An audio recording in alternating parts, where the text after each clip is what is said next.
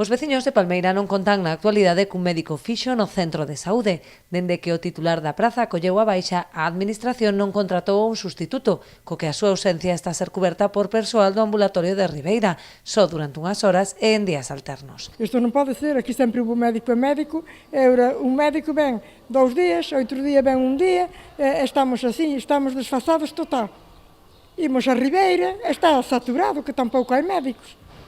E a ver que fai o pueblo. Isto é unha vergonza total.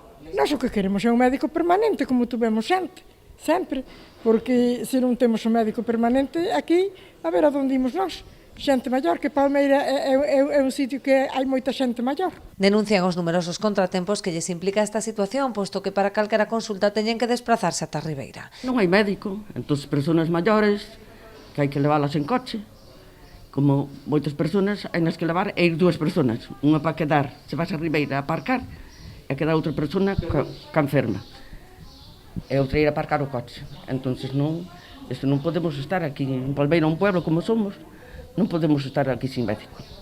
Que veña canto antes mellor, porque isto non pode ser, é o edificio para que se fixo, non para estar cerrado.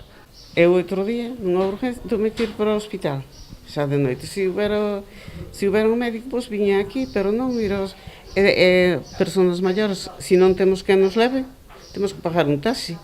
Non está para tanto. De non tomar medidas ou sergas para a incorporación dun profesional, temen que a situación empeore de cara ao verán, xa que a parroquia multiplica a súa poboación durante os meses de xullo e agosto.